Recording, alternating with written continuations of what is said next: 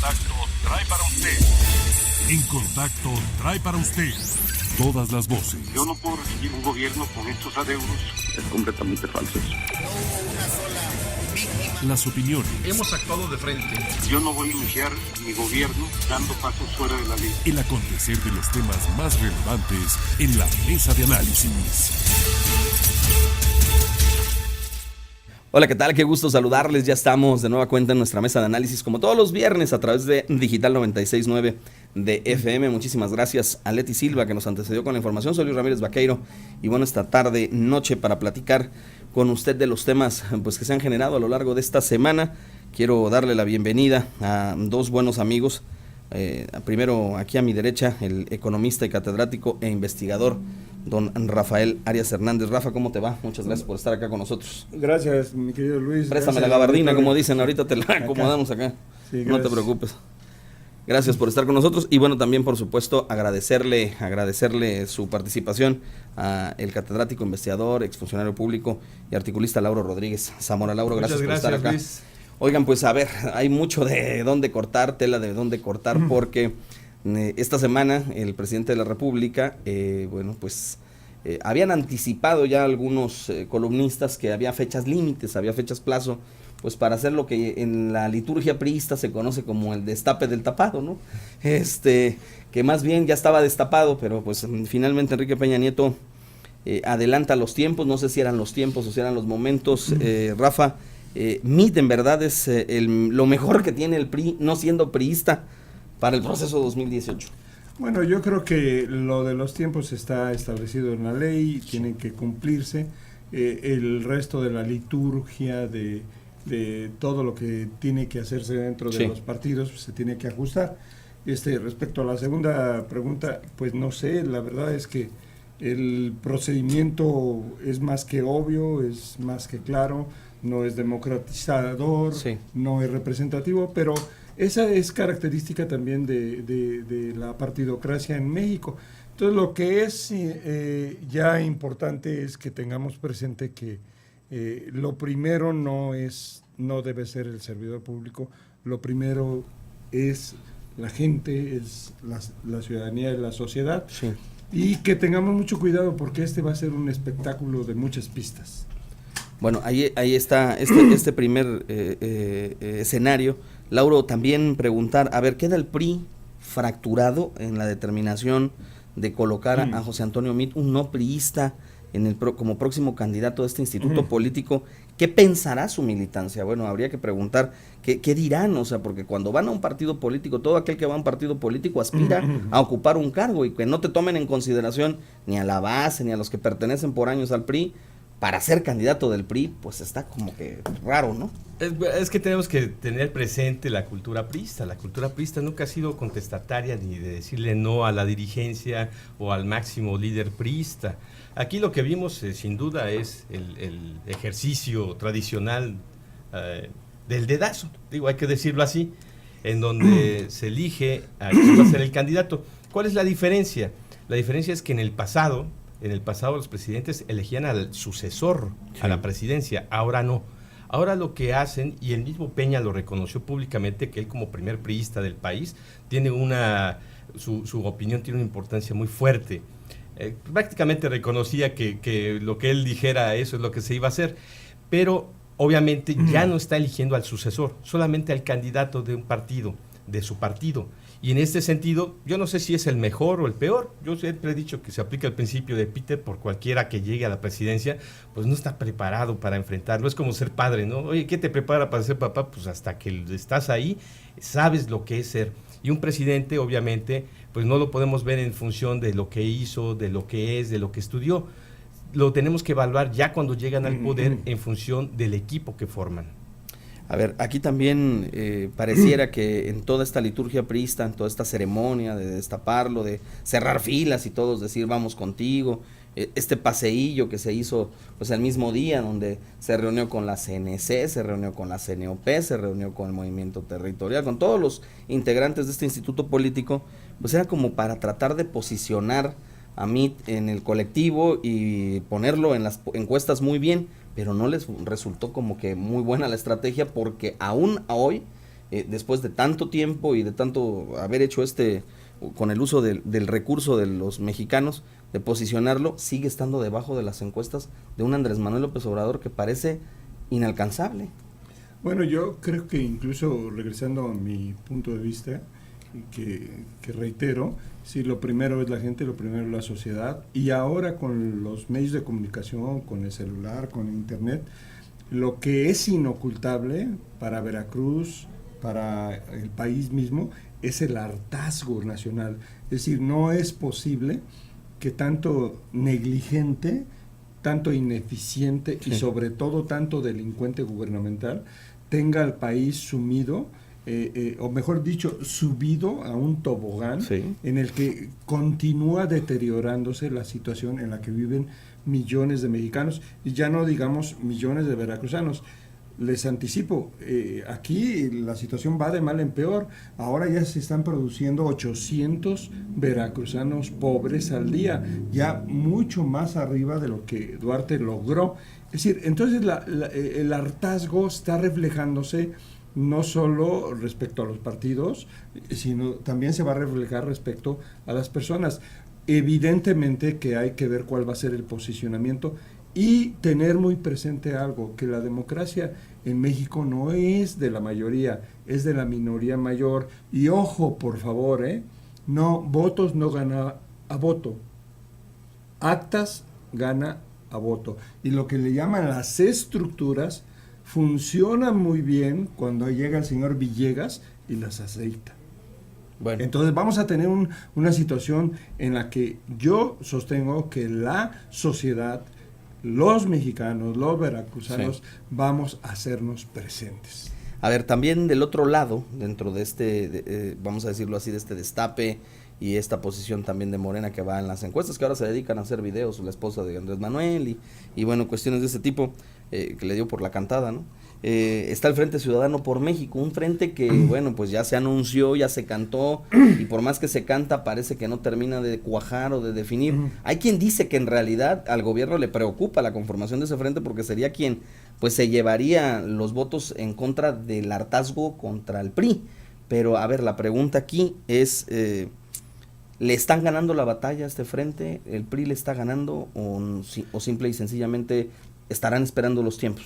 Cada uno tiene sus tiempos. Obviamente no podemos saber que le está ganando nada porque los otros no tienen candidato aún, ni precandidatos, ni quien, vamos, no se asoma todavía el procedimiento como van a elegir. Lo cierto es que este frente es importante porque si hablamos de estructuras, como decía Rafa, una de las estructuras políticas más fuertes y consolidadas es la del PAN. Aunque digamos, o haya quien diga que hay otros partidos que tienen estructuras y votos duros muy fuertes, ese es el más fuerte. En las pasadas elecciones, antes de que fuera en coaliciones, solito el Partido Acción Nacional tenía una estructura, un voto duro que le hacía competir en la mayoría de las elecciones, si no ganaba el segundo lugar. Entonces tiene una estructura muy fuerte que, sumada a un partido, aunque esté decaído el PRD, tiene también estructura, tiene voto duro. Y si vemos a Movimiento Ciudadano, que ha crecido, que también tiene voto duro, yo creo que van a hacer una lucha bastante importante. Aquí el tema tiene que ver con a quién van a elegir. Si es Ricardo Anaya, y esa designación de Ricardo Anaya es cupular, no es consensada con todos los que participan, con los actores que también aspiran, que quieren ser los líderes de este frente, sí, podrían tener ahí un rompimiento, pero va a ser un rompimiento con políticos, no con partidos. Eso le garantiza que va a ser muy competitivo ese frente. Es interesante esto que mencionas, sobre todo porque nos decía el presidente estatal de Movimiento Ciudadano, Armando Méndez de la Luz, que el acuerdo nacional al que llegaron estos tres partidos políticos es, a ver, vamos a conformar un proyecto que no acaba en 9 meses. Este proyecto va hasta el 2024, tienen la intención de mantener esa coalición para conformar gobierno de coalición, digámoslo así también, y se repartirían, por ejemplo, me decía, sería candidato a la presidencia el integrante, vamos a suponer, de Acción Nacional, por consenso de todos.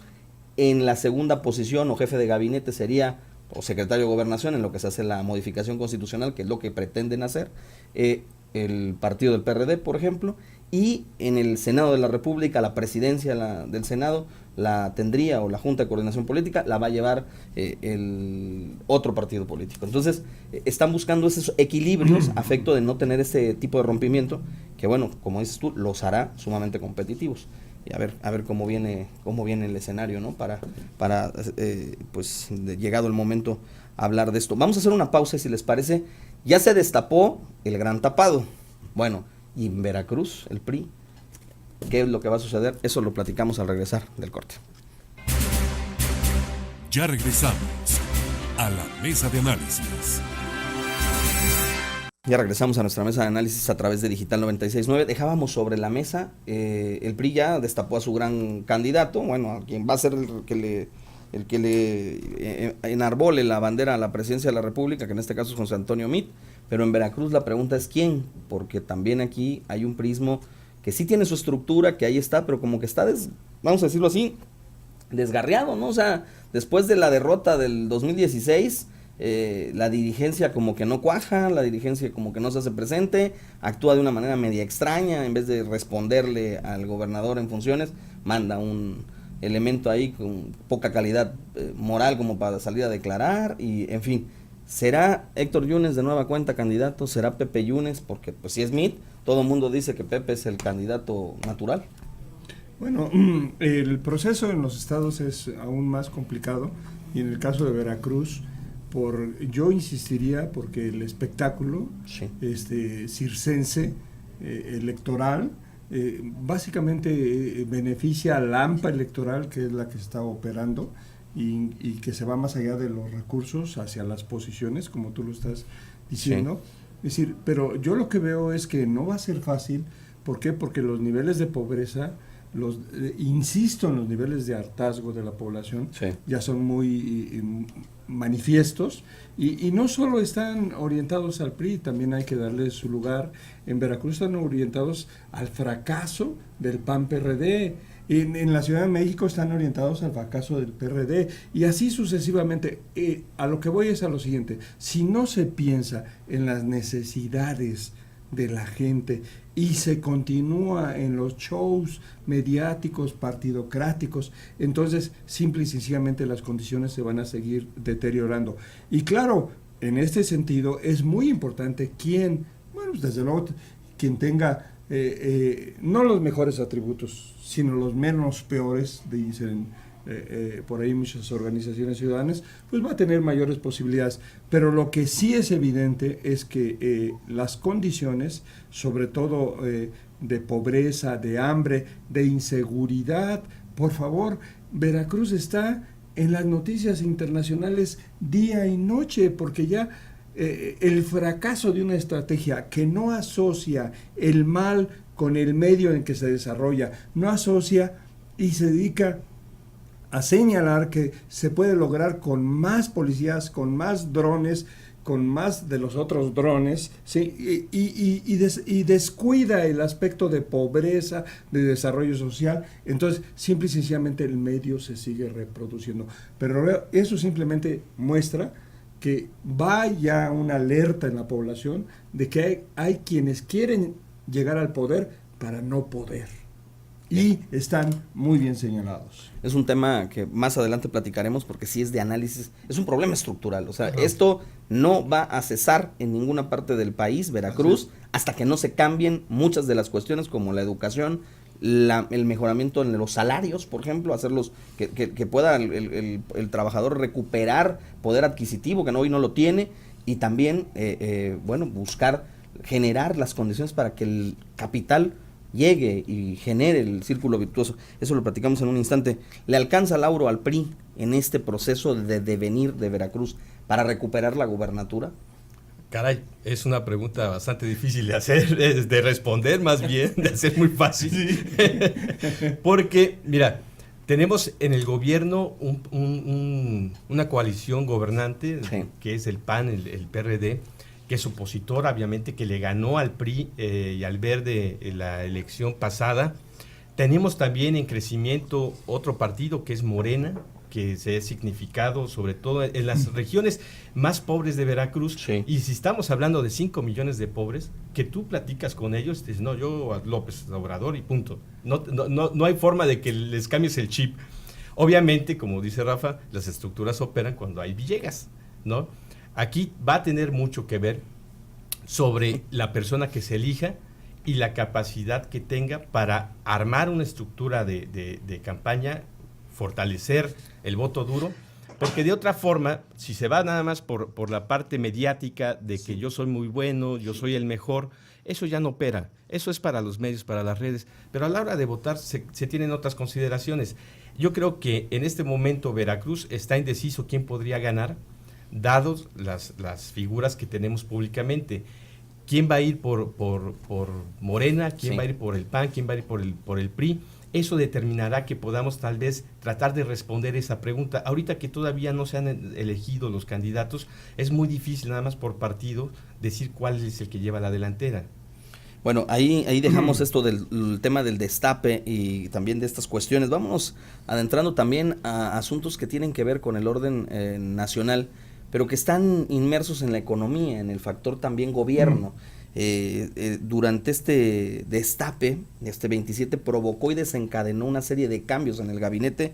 En primera instancia, la salida de Agustín Carstens del Banco de México, pues, ¿a qué se debe? ¿Es el hartazgo de un Carstens que ya no sabe cómo dialogar con el gobierno y con sus secretarios del presidente Enrique Peña Nieto al sugerirle, a ver, tienes que controlar esto, cuida aquello, y esto les valió?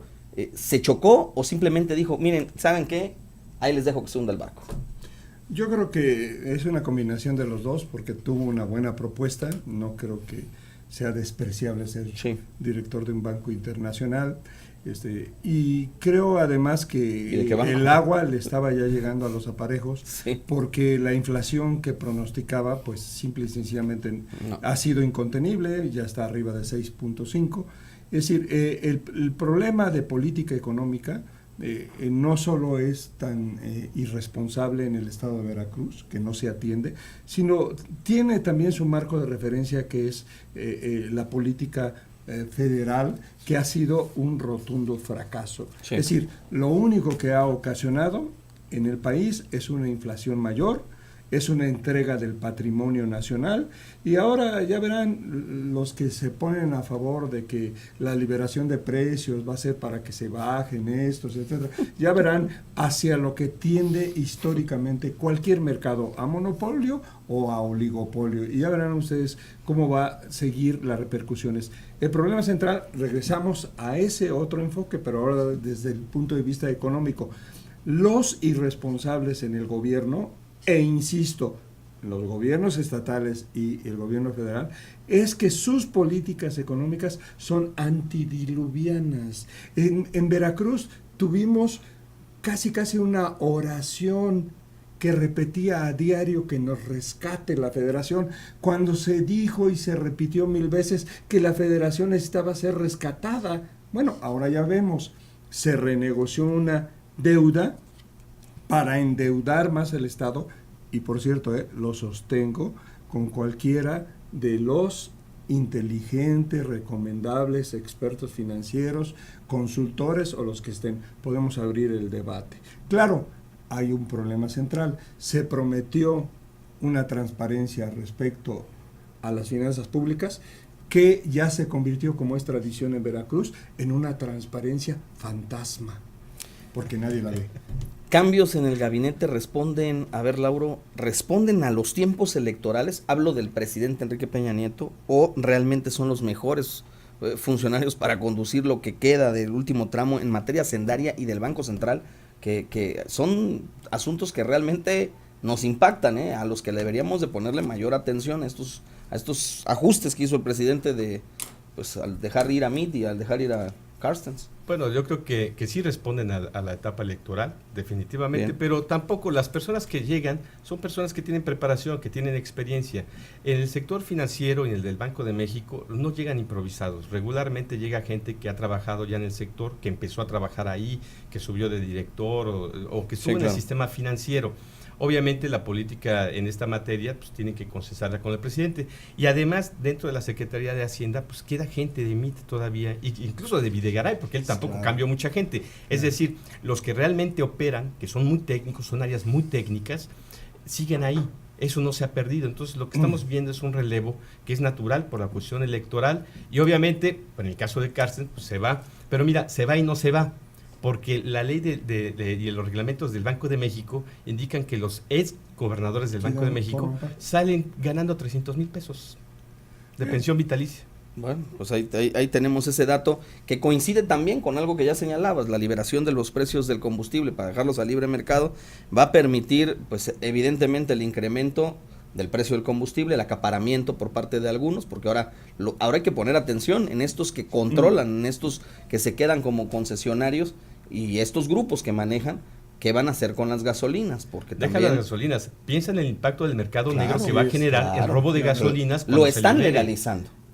¿Es una manera? Es una manera de inducirlo. De inducirlo. Yo creo que ya lo tenían medio legalizado, porque algunos de ellos se necesita la complicidad para que pueda haber una operación sin accidentes. Pero yo quisiera nada más agregar algo que es muy importante. Sí, yo estoy de acuerdo, son gente preparada, pero preparada para los intereses financieros que representan, no los intereses de los mexicanos y los veracruzanos.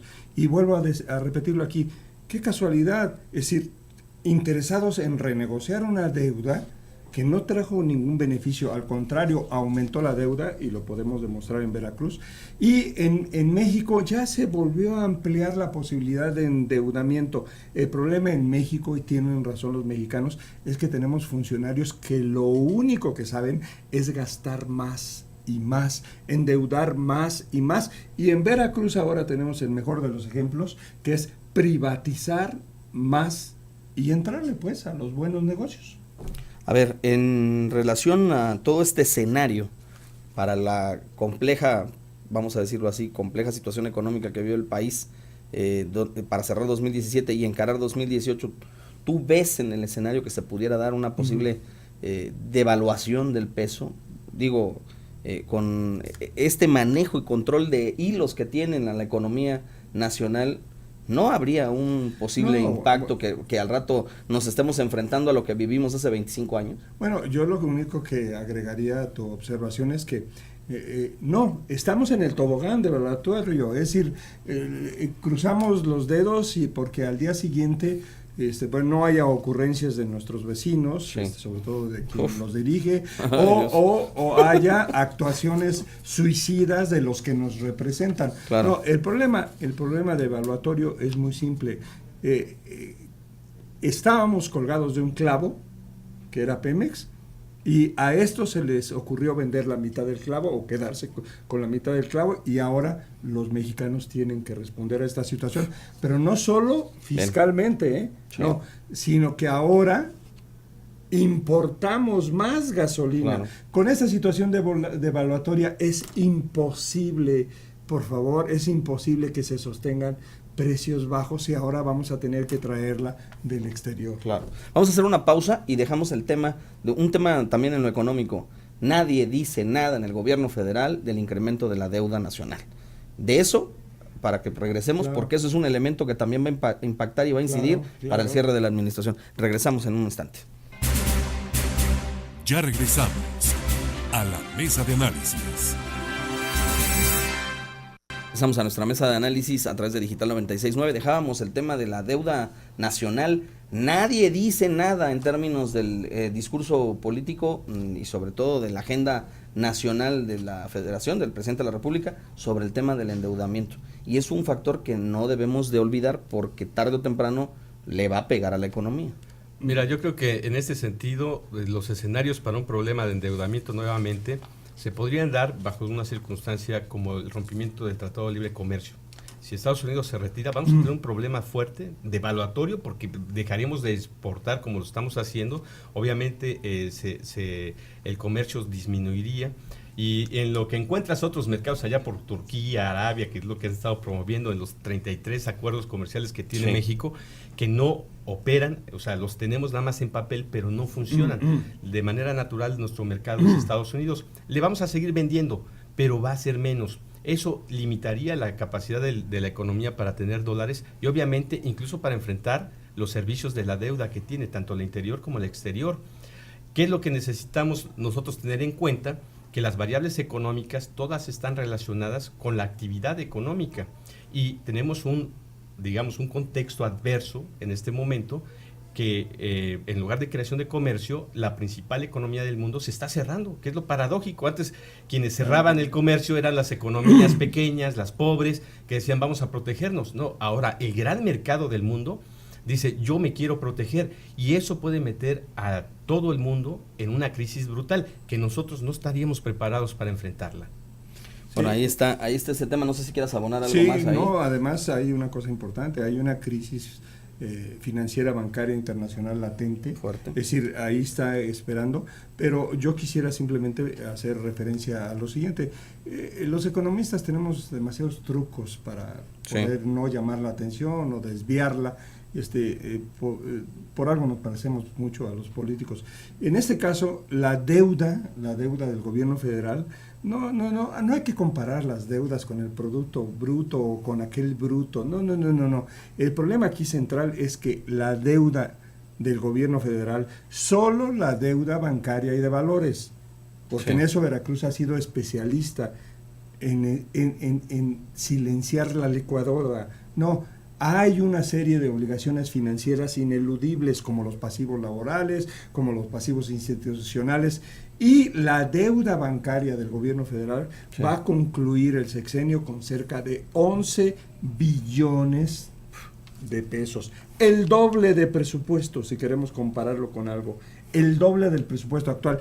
Y lo que es más grave, nuestros ilustres irresponsables en la Cámara de Diputados ya dejaron pasar un presupuesto con alrededor de 400,000 millones de déficit, que se va a convertir automáticamente en endeudamiento. Más lo que está diciendo Lauro, que es un cambio en los términos, en los tipos de cambio, pues es evidente que nuestra deuda va a crecer.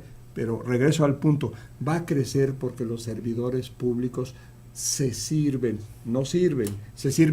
En el origen está la consecuencia. Claro. Si seguimos apoyando, eligiendo a quienes lo único que les preocupa es su futuro y el de su familia, pues entonces ya sabemos a qué nos vamos a estar. Fíjate, nada más para explicar un poquito el mecanismo. Si sucediera el contexto de que México y Estados Unidos y Canadá rompen el Tratado de Comercio, tendríamos menos dólares. La demanda de dólares, sobre todo exactamente aumentaría.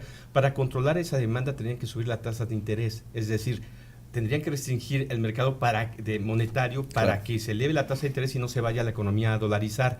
Eso tendría un impacto negativo en la deuda interna cotizada en pesos, pero también un impacto negativo para todos los inversionistas que han contratado deuda a tasa variable. Podríamos estar en una situación caótica. Como Veracruz. Bueno, que acaba de contratar a deuda variable. Ahí está el escenario y no es por estar de agorero, como dicen luego algunos por ahí.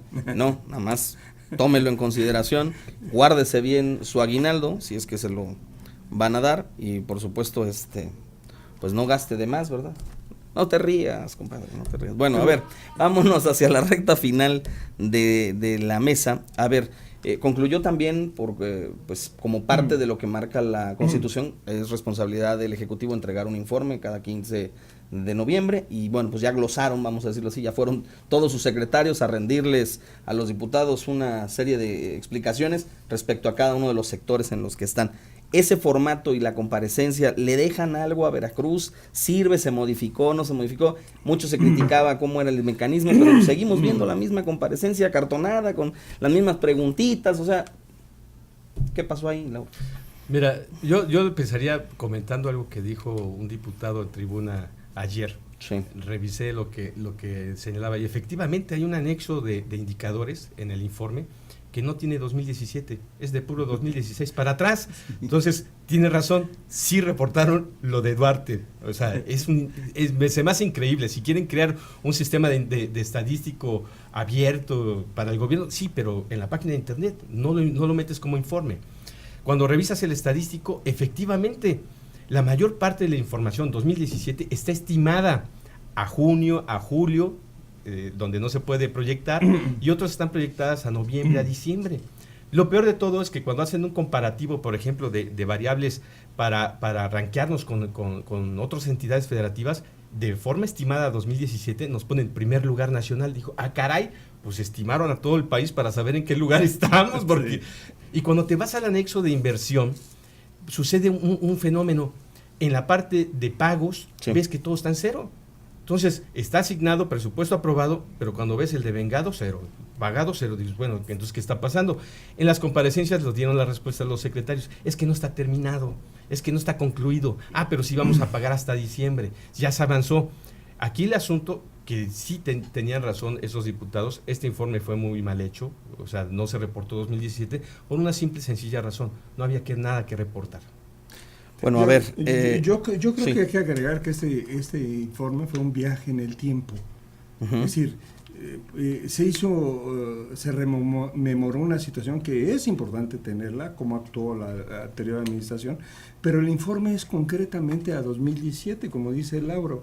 Yo creo que en el tipo de estructura de esa reedición de cuentas o reedición de cuentos, está el defecto. No es posible rendir un informe sobre un periodo fiscal que no termina.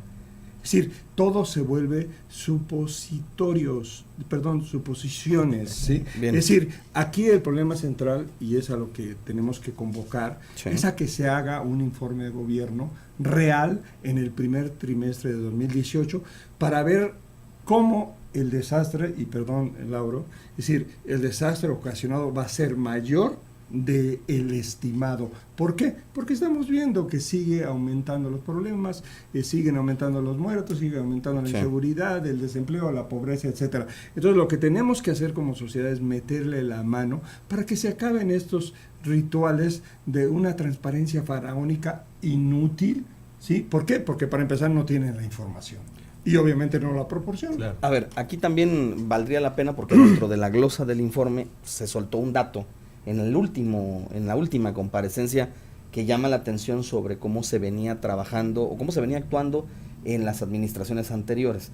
Dice el responsable del área de comunicación social que por lo que lograron documentar y siguen documentando, pues se habrían destinado durante esa administración, esos 6 años del hoy detenido, 13,000 millones de pesos tan solo para la publicidad del Estado, la imagen del personaje. Una imagen que, bueno, pues de nada sirvió, 13,000 millones tirados a la basura, porque a nivel nacional creo que es el considerado el peor de los políticos o gobernadores que ha tenido Veracruz, pero sobre todo también un sinónimo de corrupción evidente. Si no se tenía por parte de la anterior administración la información o no se les dotó porque no hubo un proceso como tal de entrega-recepción, ¿cómo pueden ellos informar? Pero lo más importante, Luis, eso no es justificación y pretexto para no informar de lo actual. Claro. Y llegamos a absurdos que yo pongo un amparo contra mí mismo. Es decir, no puede ser, y ayer se dijo y se ha repetido en los medios, no hay transparencia confiable. ¿Por qué? Porque la opacidad reina con sus hijas. La irresponsabilidad y el saqueo. Es decir, aquí lo importante es eso que estás mencionando. Sí, tiene que hacerse justicia y el pasado tiene que responder ante las autoridades, pero permítame, no es un gobierno para el pasado. Lo que la gente hoy tiene son necesidades que atender hoy y el informe es para hoy. Entonces, de repente también salen propuestas para el futuro. Sí, y está bien, es decir, se tienen que manejar los 3 tiempos, pero cuando se dedica todo, como dice Lauro, muy bien, al pasado, no hay los datos del presente, pero se convoca a una alegoría mística, religiosa, de un futuro mejor, y con eso ya puedo abrir la temporada navideña para desear a todos paz y felicidad. Mira, el caso nada más, déjame explicar esta parte, porque el amparo lo metió en 2014, según lo que él mismo declaró, cuando todavía no era gobernador, y obviamente cuando ya llega, no necesitaba del amparo para abrir esa información. Lo que necesitaba es un acuerdo del Comité de Transparencia del área para decir, nosotros le quitamos los candados y damos a conocer la información. La información ya la sabían. Lo único que se esperó es mediáticamente tener la resolución. El impacto, claro. Exactamente, esto genera un impacto. Claro. ¿Se gastó ese dinero? No lo sé, tienen que probar primero que salieron, a qué cuentas salieron, cómo se pagó, claro, si fueron transferencias, si existen los documentos, y obviamente aquellos que están señalando, porque me llama mucho la atención que incluso medios de nivel nacional están señalados, obviamente ellos cobran, no son hermanas de la caridad, y si un gobierno va y les pide, pues ellos van a decir, pues sí, eso es un negocio. Entonces, hay que ver los documentos que avalan que se contrataron convenios, claro, que se hicieron convenios o no, y por qué montos, a partir de qué medios de comunicación y su impacto en la sociedad. Claro. Y sobre todo, Luis, está bien el pasado, está bien, pero si no hay nada que ocultar en el 2017, ¿por qué se bloquea y no hay esa información? O sea, ¿qué se aprende de una situación en la cual hay que reconocerlo? Porque efectivamente fue de los pocos que se atrevieron a hacer una denuncia, fue de los pocos que hicieron un amparo, sí, pero en el momento, como dice Laura, que se tiene la facultad, se queda en el mismo tobogán, no es posible. En este ejercicio de informe que se ha presentado, la pregunta es hacia los dos, y a ver cómo lo podríamos responder. La principal crítica hacia la presente administración es el tema de la inseguridad, en un asunto en donde cuando se estaba en campaña se prometió que se acabaría muy rápidamente. Nadie deja de lado que los esfuerzos entre Federación y Estado ahí están, se sigue tratando de trabajar, pero la inseguridad sigue creyendo. Y llegábamos al tema, y ya lo decíamos, es un tema estructural, un tema nacional que no va a acabarse. O sea, la inseguridad continuará y va a seguir creciendo mientras las condiciones económicas del Estado no mejoren. Entonces, a ver, si quitáramos el tema de la seguridad, que ha sido pues el lastre de esta administración en este primer año, ¿qué cosas positivas le podemos sacar? O sea, es decir, se logró reordenar la administración que estaba hecha un desastre, se logró pues cumplir en tiempo y forma los pagos, que es una responsabilidad de la administración. ¿Qué le podríamos resaltar a esta administración? Dejando de lado el tema de la inseguridad, que el mismo gobernador dice, pues sí, es un reto y lo tengo ahí, es la piedra en el zapato que traigo y todos los días trabajo para ello. Vamos dejando de lado ese asunto que es muy grave, que sí, ahí está, pero ¿qué cosa positiva tenemos o qué encontramos? El problema que se tiene del informe, yo digo, uno revisando las estadísticas, no la parte mediática política de los diputados, pero revisando la información estadística del informe, por ejemplo, presentan el crecimiento del Producto Interno de Veracruz, y en el primer trimestre cayó, está menos uno tanto. Todo el año ha caído. El primer trimestre, pero no reportan el segundo, el tercero. Sí. O sea, está en ceros, nada más ponen el primer trimestre que cayó. Cuando me voy al sector de turismo, primer trimestre, reconocen que en este año se perdieron 8,000 empleos. Ajá. Había 46,000, ahora hay 46,000, hay 39, 38 por ahí. Es decir, se perdieron 8,000. Cuando van a la glosa dice, bueno, pero recuperamos 7,000. El mismo gobernador lo dijo, recuperamos 7,000. Está bien, pero perdiste 8,000. O sea, en lo neto estamos abajo. Nada más en un sector que es el de turismo se perdieron esos 8,000 empleos. Es decir, ¿y cómo están los demás sectores? Porque no viene la información. Si tuviéramos la información para nosotros que hacemos análisis político o análisis de cómo está la administración pública, esta era la oportunidad para presentar los puntos positivos. A mí me llama más la atención esa parte de no tener la información, porque no puedo responder tu pregunta, porque quien genera la información no la puso. Es más. Y aquí la pregunta es, ¿por qué no se puso? Bueno, el problema es de un comportamiento, es de un aprendizaje, es de una cultura del ejercicio del poder que no se quita tan fácilmente. Aquí el problema central, para responder a tu pregunta, desde luego que tenemos que salvar lo poco, lo excepcional que se haga bien, pero está la opacidad que no sabemos. Tú no te atreverías, Laura no se atrevería, y desde luego que sí hay. Voy a ponerlo un poquito atrás, no voy a poner logros y avances para que también nadie nos vaya a acusar de lo que no somos, ¿ok? No, simplemente para ver los esfuerzos. Claro. ¿Se han hecho esfuerzos? Sí. ¿La estrategia es equivocada? Sí, en seguridad la estrategia es equivocada. ¿Se han hecho esfuerzos en salud? Sí. ¿Y han ya otros hospitales abierto sus puertas? Sí, atendieron gente. O sea, esa información nos permite valorar, como dice Lauro, una situación. Claro. La propuesta es muy simple, y la vuelvo a repetir. vamos a hacer un informe de gobierno de la sociedad civil cuando tengamos la información. ¿Cuándo lo vamos a tener? En el primer trimestre, porque no la va a poner el gobierno del estado. Va a aparecer en Hacienda, va a aparecer en Coneval, va a aparecer, y entonces haremos una evaluación para, estoy de acuerdo con lo que la pregunta que haces, para identificar lo bueno. Es tan poco, cuesta tan caro, es tan raro lo bueno, que hay que verlo, pero no de nada más en afirmación. Claro. Pues les agradezco a Rafael Arias Hernández, por supuesto, venir. Rafa, muchas gracias. Sí. Gracias, Lauro Rodríguez. Gracias, Luis. Nosotros nos tenemos que despedir y bueno, pues ahí usted quédese con la reflexión, saque su mejor conclusión. Usted tiene el mejor punto de vista. Nos despedimos y bueno, invitándolo mañana a la 1 de la tarde a través del 97.7, nuestra estación hermana. Fernando Hernández le lleva toda la información en materia deportiva y el lunes a las 6:50 Ariadna Lezama en esa misma frecuencia le espera. Soy Luis Ramírez Vaqueiro. Muchas gracias.